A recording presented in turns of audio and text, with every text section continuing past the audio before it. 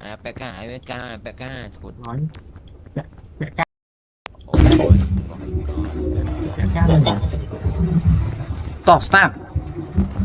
Tuan squad. Yang dos skin na. Oh my skin yang giant.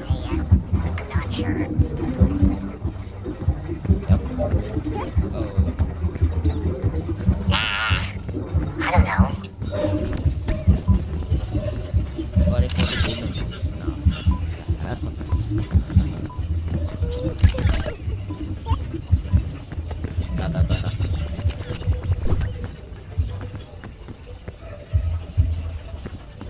Ta. Mà phương anh lên tẹ tẹ mà càng càng. What the hell? Đậu ra photo mình squad. Khá phách tự lẹ đo mi điểm on nè.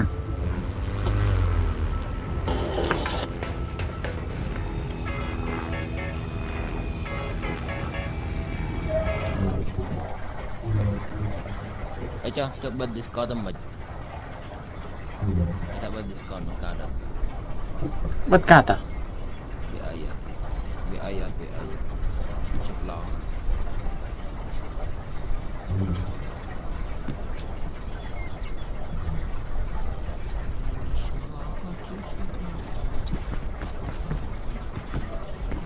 Ồ mà tẹ tẹ nè. Bro, what is this?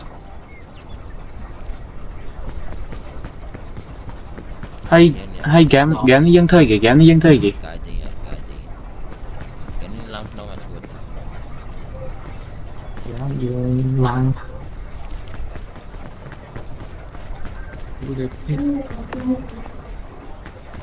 Ok. gãy lấy một đáy lỗ. Gọi sao sạch chúng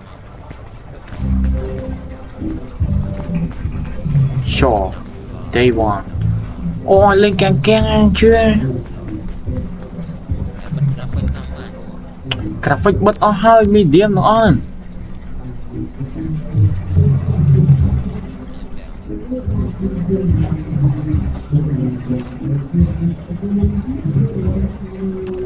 Rồi Lâu không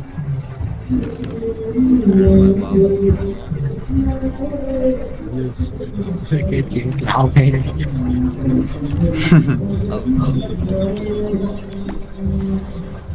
Ta. What the fuck? Phải lên hai ở đây vậy chưa?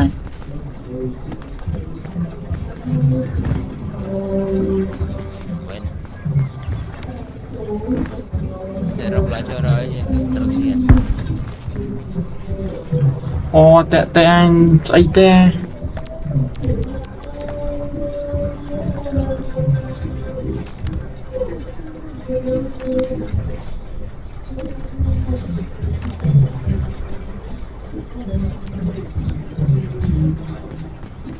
Thằng mà bị cùng tới anh.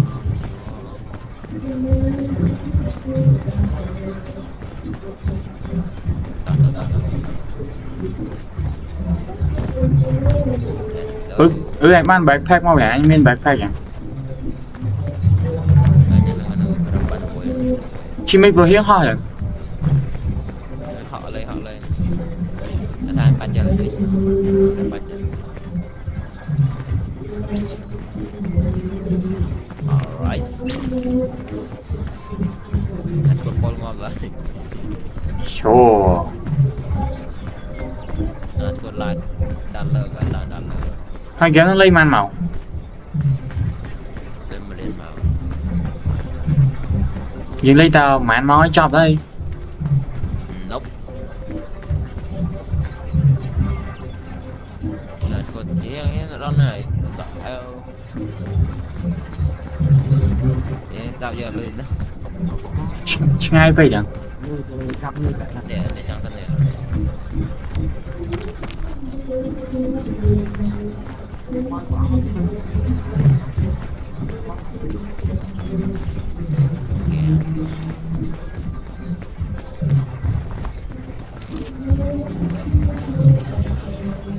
Backpack mấy nằm mui đây. Khả năng bỏ vậy. Yes sir.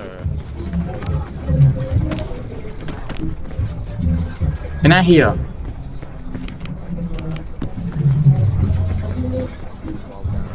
chain launcher what the fuck nó còn prao vậy ôi gì lon prao à Việt khát Việt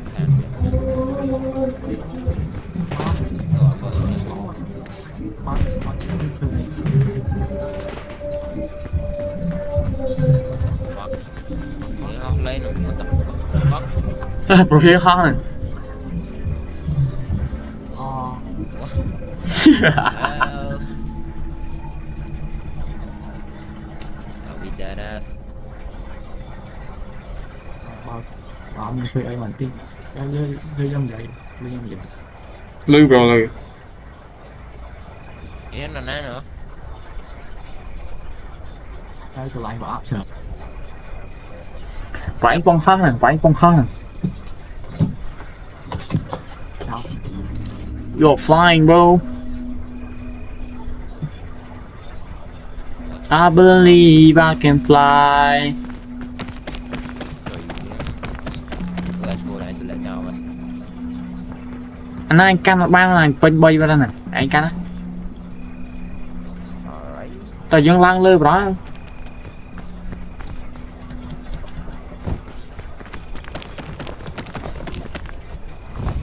damn let's go nên là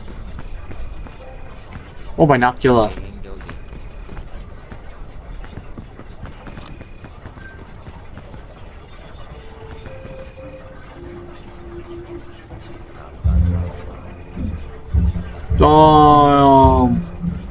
how do I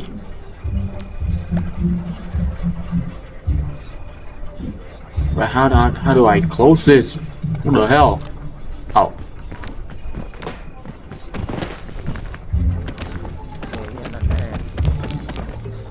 Tiếng lơ mây à?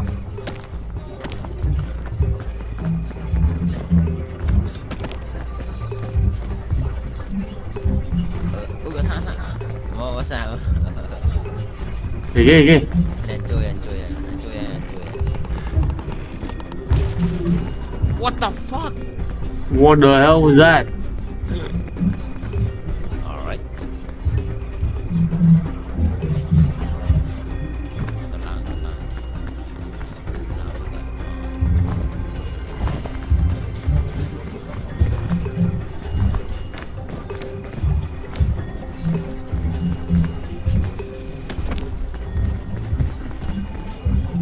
yep để bắt nè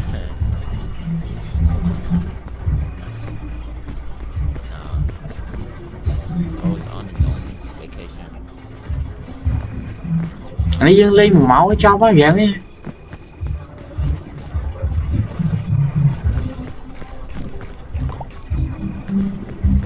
uống mushroom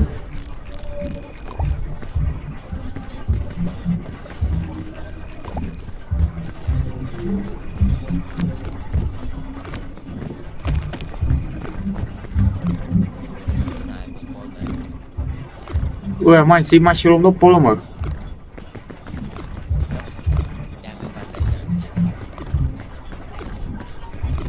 yo anh ơi anh ngon rồi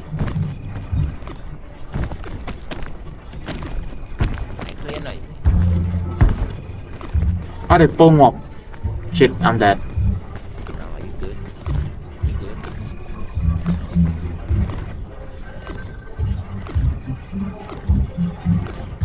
Trời ơi. Lôi mà bạn.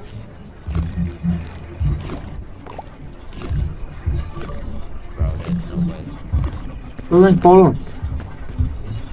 What the fuck? Hell. Hãy thử mình revive mình. I was fucking dead ass. Revive vẫn thử mèo.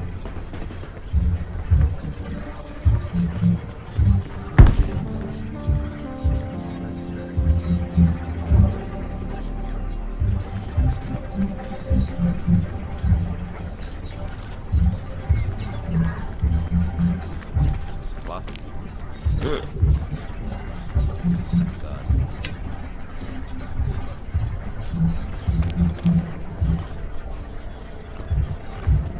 Yeah.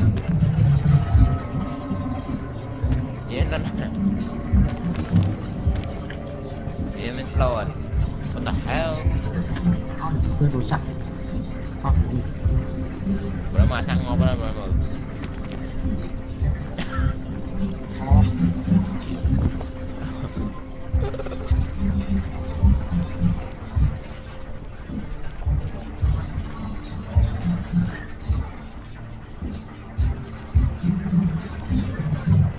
Oh shit.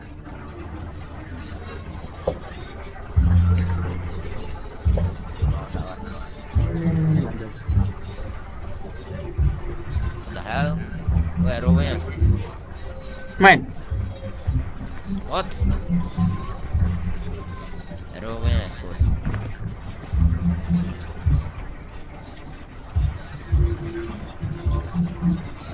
Nó lượn.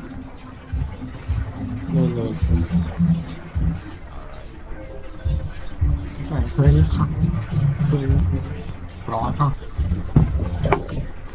ở đây bộ anh nữa nè hả? Thuê rõ không? Spin đi tôi chọn hiện đá đấy. So sketchy bro. School nó lượn qua lại.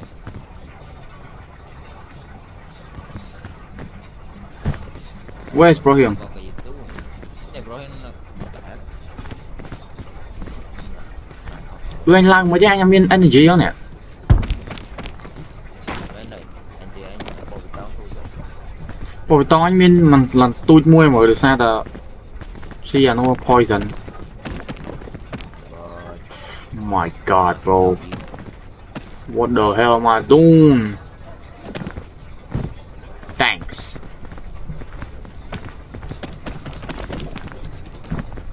Nope.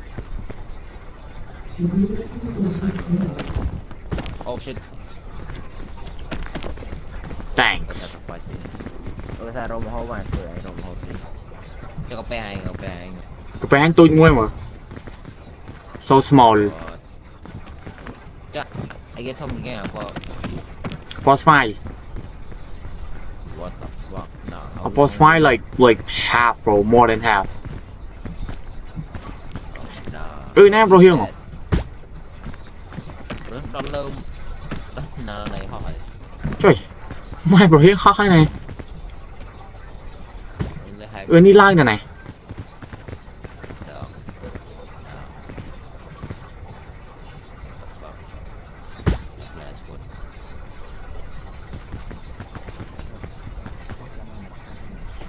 What? Don't mind me, bro. Don't mind me. And I shoot chân đây. Don't. That's good. What the hell are you doing? Bro, you won't shut the fuck up, man. What the hell are you doing?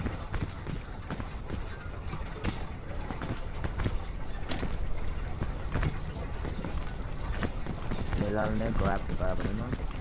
Chứ mày lang anh chứ sao vậy? Oh dead ass bro, oh dead ass. Đừng ho tôi mới nè. Oh my god, stop, bro. Đây là đây.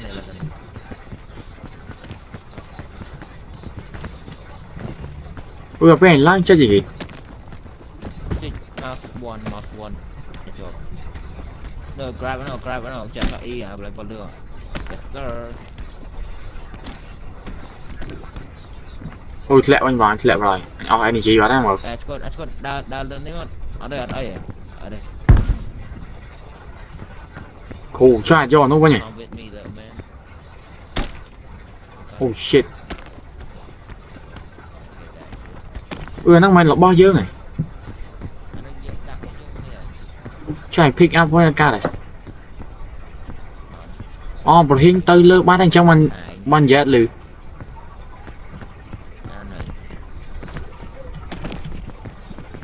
Nó bro Hiền ở bông họ. Hello. Bro Hiền bông họ. Bro, why is he flying? Nó sao nó vô tốc độ anh. Oh shit. What the fuck? He glitching không? Anh lẹ bạn. Mountain này.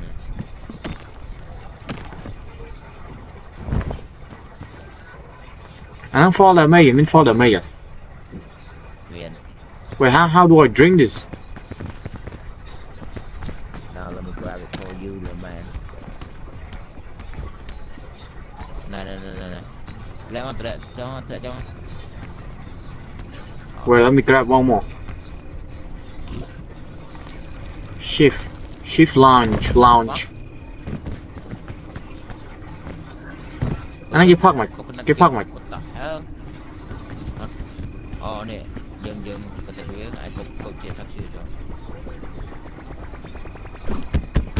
Nhá, Yep. Wow, that's so cool. Logic. Okay, let me keep this half for later. Rồi mai về mà anh không đâu. Lại cho mình ra mai bạn.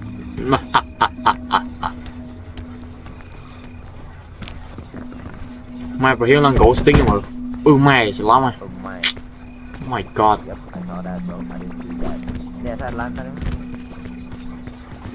That's that thing on. Where you at? Yep. Let me lend you a hand. Alright, never mind. Oh, Apple. Apple. Oh, there's a chest, bro. I'm in Band-Aid now. Fuck. Ui, mà bro hiên nó lớn mấy rồi.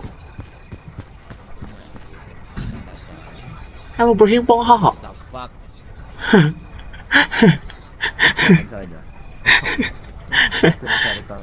Ê kì ra.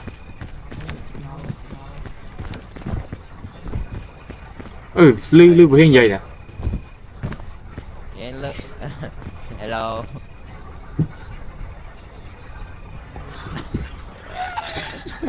Nah.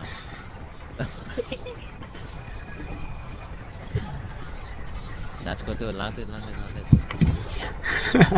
Mày còn biết clear nó bên đó em ơi, lần raw dogging. Em cũng lang phán, lần cuối. Wow. Totally got you there. Cái chip mày.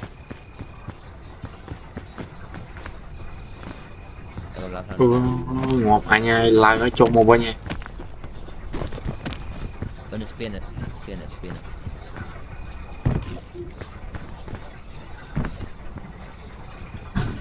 Tập có con nút.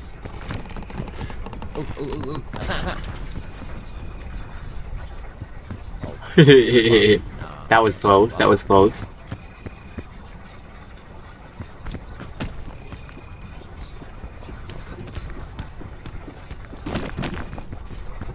Oh yeah. Sao bạn chui ấy nữa chứ? Đi kìa. Mình chơi em không? À đây bây giờ chơi chip tôi bị họ.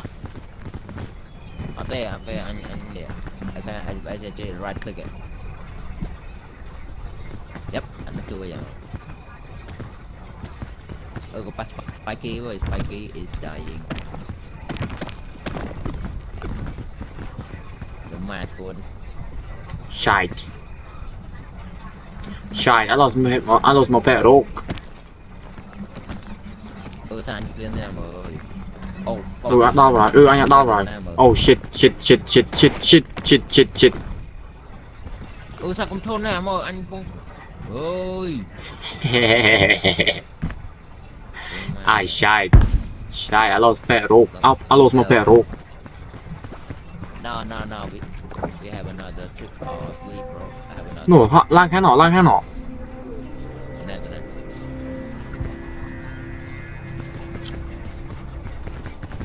No, I don't even know how this works, bro.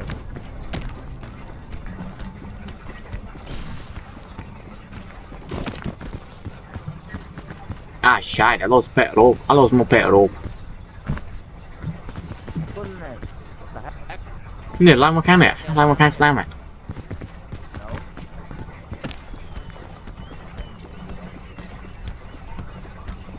Are you dumb?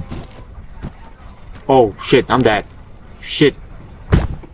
Oh my god.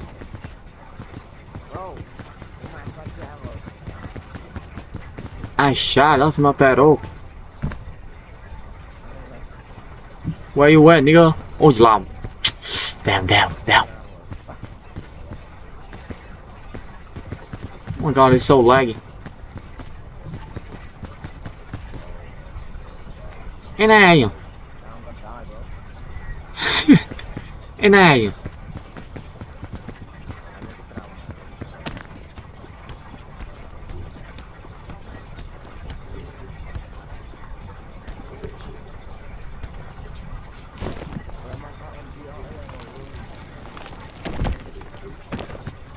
Okay.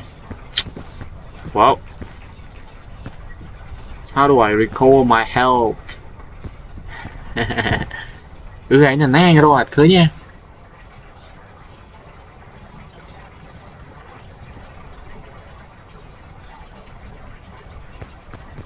Nó cao vậy á, ta cao vậy.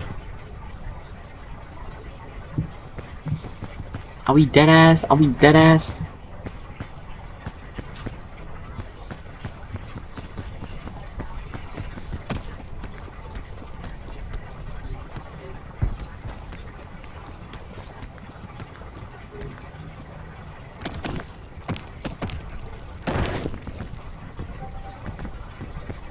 Oh my god. See cái nào? What was that? Trời mà ơi, anh ngon bên nào mà anh là anh chỉ xe của anh.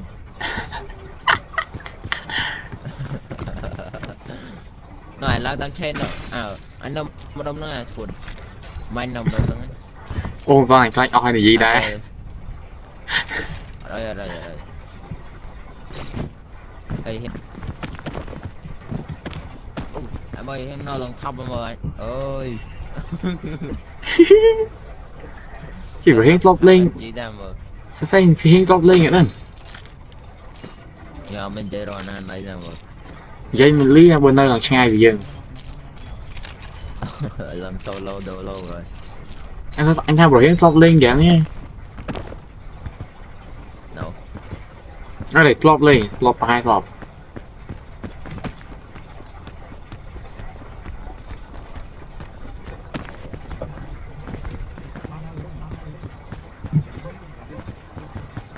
Lên về hiên rồi.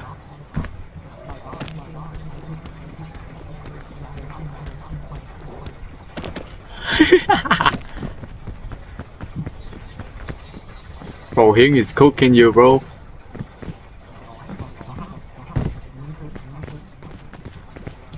What the hell?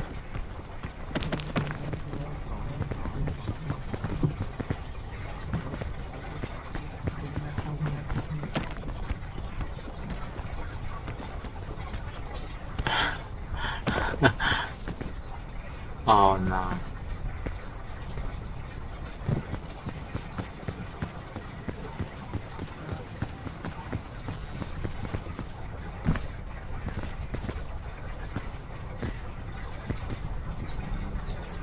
Oh my god, that man. Bro, you can do it, bro.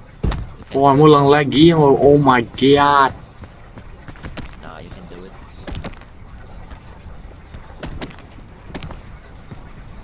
Nói cái hiên rồi mới lờ. Oh shit, oh shit. Wait, what? I should have made it. What the hell?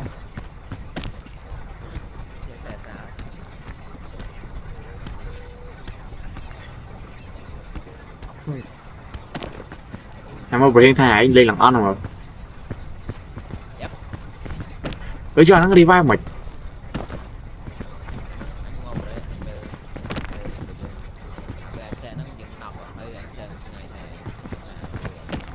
Ồ, bên nặng nó trâu ơi anh thì chui mày.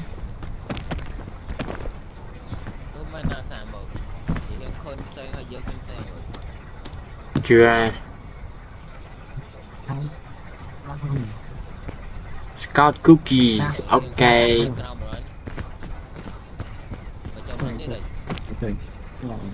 nó mới phát thôi nhờ pro hiên à bao giờ chôm non tiết này nè lên ngóp thôi anh hai chôm non tiết này này Yep. Yep. Yep. airline food okay let me eat this là cả chỉ pro hiên giấy máu của anh sẽ lấy máy đôi nó không chặt nhau mấy vậy mà Ở đây hiện Được. trong distance của it's like an Vậy hiện inner trong voice nó trốn theo ra mà anh đón lưới nó mountain down. đón lưới Yeah, sure. Yeah, sure. mà anh bắt No. Anh không campfire. Của anh campfire. Shut the fuck shut the hell up Okay. anh đón lưới nè oh my god Nah, play smoking ano. yeah Apa tahu tu bahaya ribuan. man okay let me do that Kita get resurrected at statue. No statue no more. but you already dead though anh nói mình cái trai cam bà đi vậy ôi họ cho mấy thế họ cho con ngộp Ở đây. I climb cho crown kata. Ôi hiện nó nào mày. Fuck. bro hiên trông hói à oh my god ở đây bro hiên trông hói à Hiện có nhớ ho đời. ở đây tay bro hiên trông hói à mày nó hói phải Yep. tay bro hiên nó chết nó mà ăn dễ liền mà nó thì mà dân khóc như nó khơi xe loại thân xe hai lần sai alo mà tệ đâu Super shy. make you mine hỏi mau quá nhé What is going on, gang? yo what's good Anh thấy em hồ bạn chắc xíu này. nope Marshmallow nhỉ. Bandage. Anh heal cả rồi. I don't need heal marshmallow à nè mui à Sir. cái nát hai tay á mở lên man Nè. đừng bốc lắm Oh my fucking god. Restart đó, restart đó. chơi root này kìa root day 3 mày không biết này là mày Anh nó chuyên lao thì là quay mờ. Where? Oh mẹ anh đi lang trong prey man Yes sir. oh my god lăn tay to rồi oh my god hay lên kho kia nè bro hiên khơi xây nè tao mấy đi Tao restart đó. mày đi Ở đây trong restart. No, I won't restart. oh my god Then bad.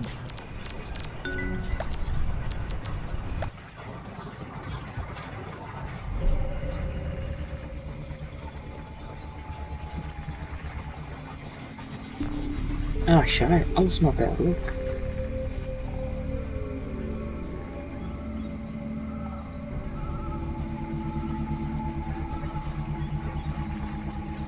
bing bong ding dong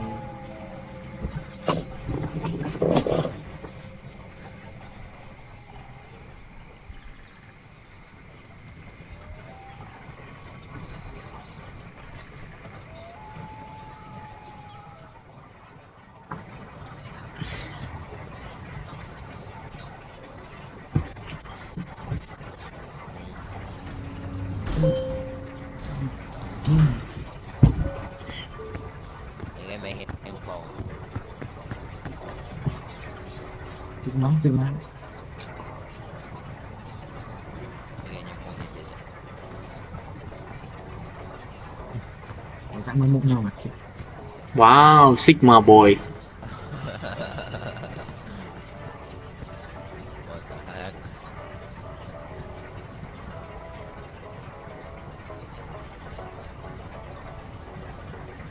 Kissy face.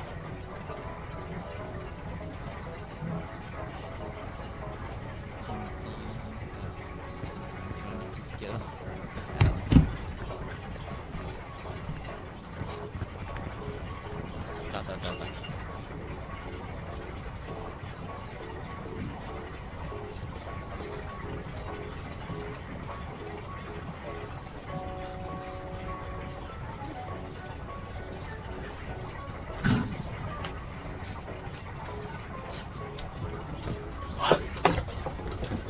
Start không?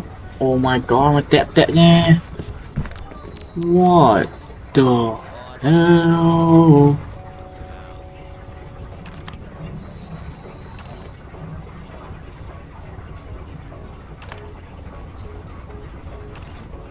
Okay, let me turn everything off. Oh my god, this looks terrible. Oh my god. Oh, this is terrible. What the hell? Okay. Render scale. High. Ah.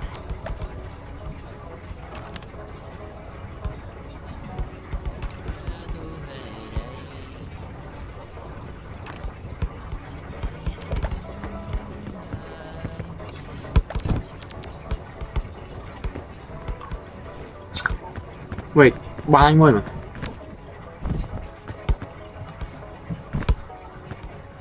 Don't want things to change. We the same. Always, always. What the hell? Why you blocking my shot, bro? Mai mỗi lần air bỏ rồi mà.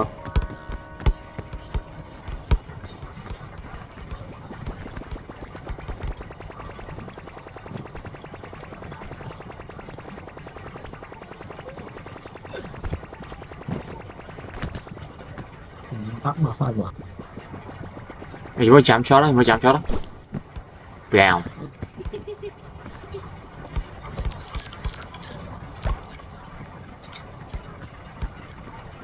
No, you ain't got it.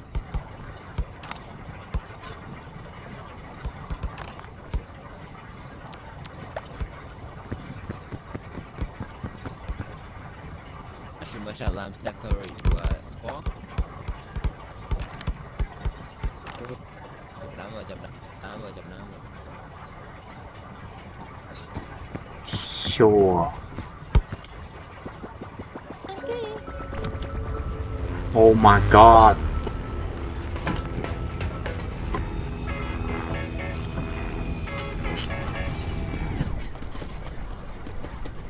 Yo, what's going on, guys? Welcome back to bandage. Actually, I don't need no bandage, bro. Sure, day one. Mom, speed run. Alright.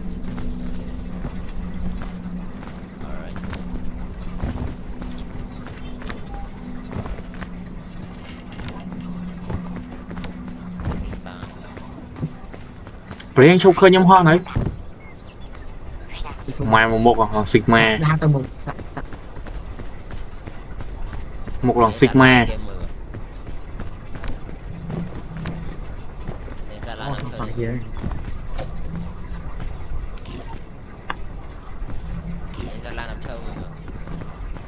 What the fuck? Oh hell Mày no. chơi Bro, you still flying. Em bỏ lên nhé. Mà là lấy mơ nhâm lai đây mà. Flying nè. dài. Mai mới chẳng. Thì em sao? Hốt đâu? Thì em sao hốt đâu?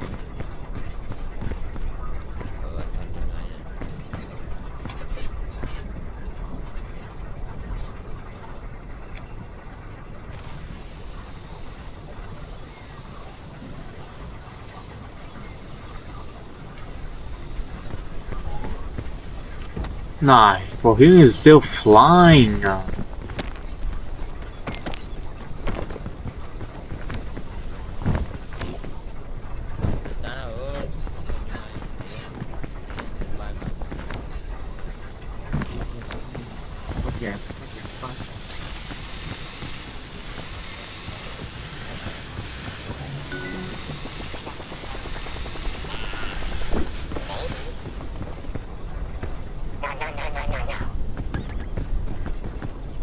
Oh, heal support.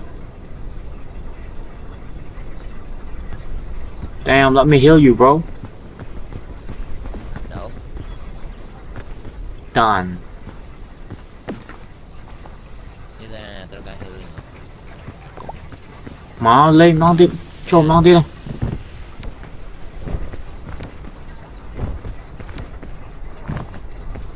Oh my god. Đừng cam ăn lên nha, chứ ơi mày. Ôi, ôi, ôi.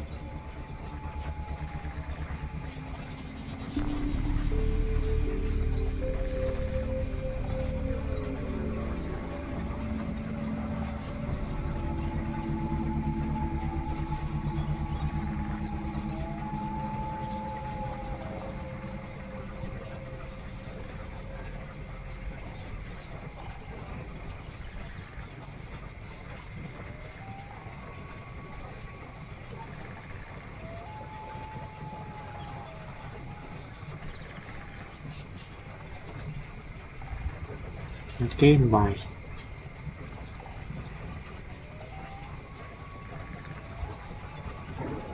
This invite might be out of date. What the hell? Oh.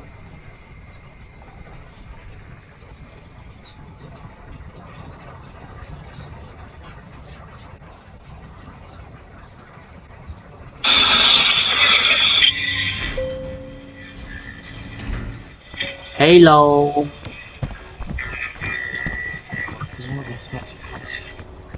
Mở lấy cho world lưới mà anh trong đơn climb cả đặt.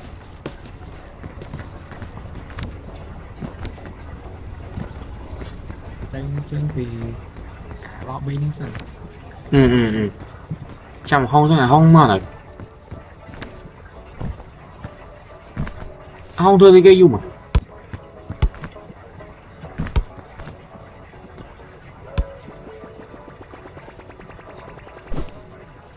Nah, I have to shoot it higher. Wait, where's the bus? Yeah.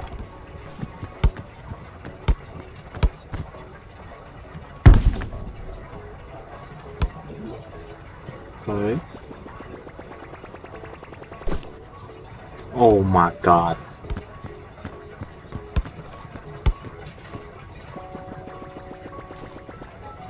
Oh my god, bro. What is this? Okay.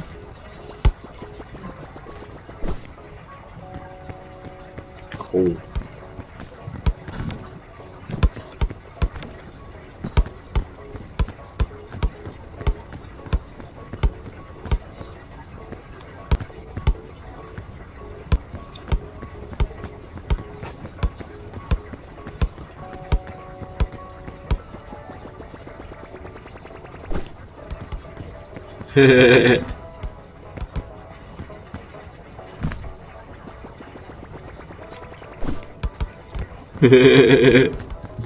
Yeah.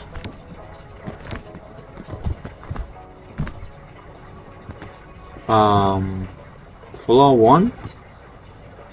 Is there in floor 2 then? Okay, go to floor 2.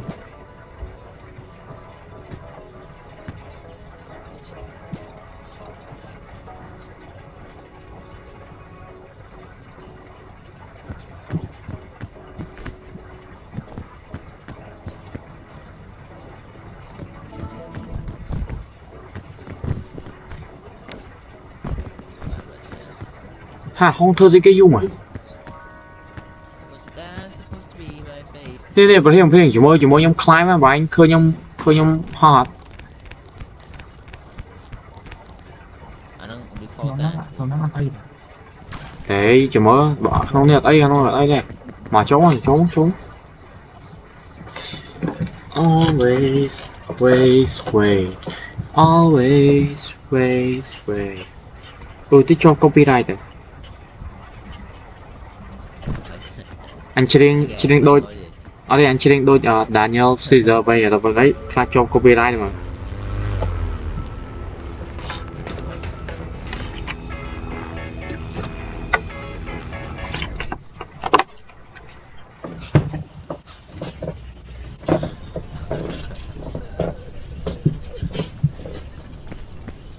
Daniel Caesar. Yeah. That. Oh my god, Daniel Caesar in the flesh. Làm chơi Chắc À không lắm. Nhưng tệ Thái Lan ăn trâu rồi mà. Don't want things to change. Gì cái này hả? Rescue Claw.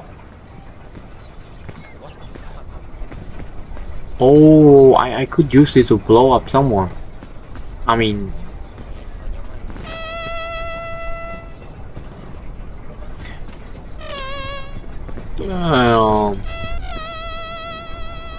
okay. Riêng, khơi nhạt. Nghe vậy này. Khơi, phải lang nữa khơi ho thì là. Khơi nhóm lan, khơi nhóm ho kìa. Ngoài vậy nữa ho lại lang, oh my god. Không cả. Mấy đứa rồi lấy này, khoan lấy đi. Nhóm ho riêng. Đang khơi nhóm Dạ. lan. Mai quả. Ai kìa. Rồi pin này giờ đợi chứ. Khơi nhạt rồi. Đằng này mới lên nữa. Mình còn mới lên to mà. Mà không này nè, trong lên vẹt mây này. Trong lên vẹt mây lên này. Chưa không mày.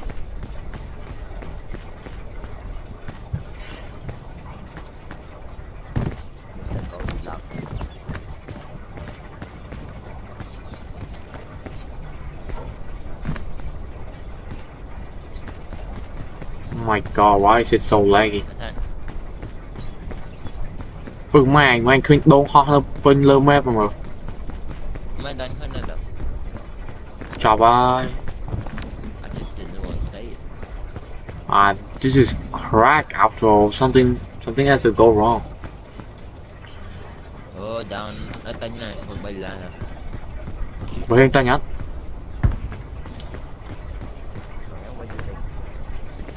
What you think, bro? You wanna buy it? Man. Bật. Bay lá. Càng. Cái đi.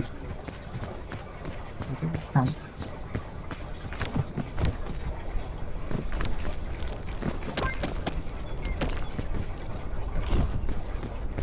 Anh nó bay lá nó phải đài kêu cho lại đám thôi mà. Không biết đây vậy. Yeah, Bram is not bad, you know.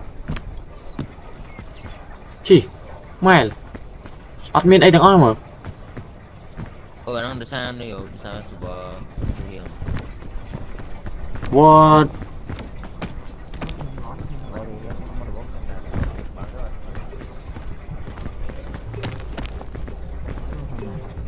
Like tạm nè. No, it just got feel it, bro. You just got feel it. Lo. Lưu bro, lưu chưa? Thằng. Chúng ta spin it đá chứ.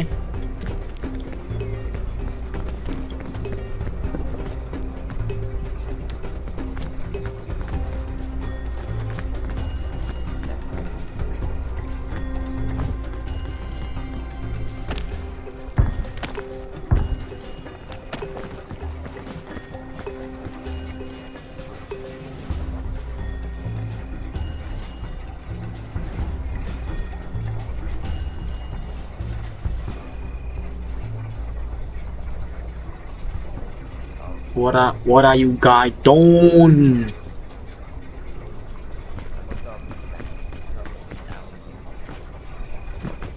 What are you guys doing?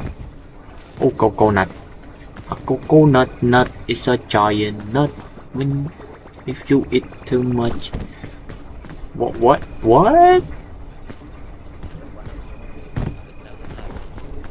A coconut nut is a giant nut if you eat too much. My cho my bad. Yo, give me back my coconut. A coconut nut is a giant nut. If you eat too much, you get very fat. Give me one. What? The fuck. Em có cho không mẹ bắt em mà. Tưởng sao mũi tiết này câu vẫn hả?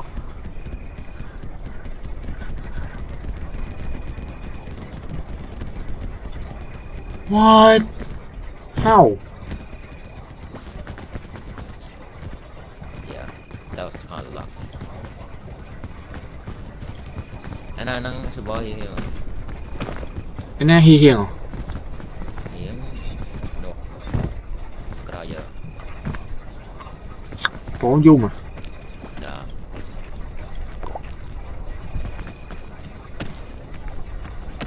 Nên download version con đó nè. Các bà lại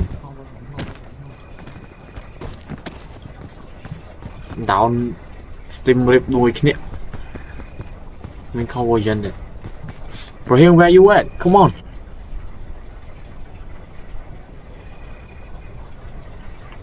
Brahim, where you at? Lơ.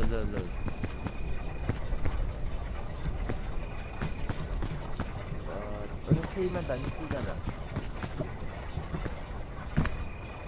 Mà đi.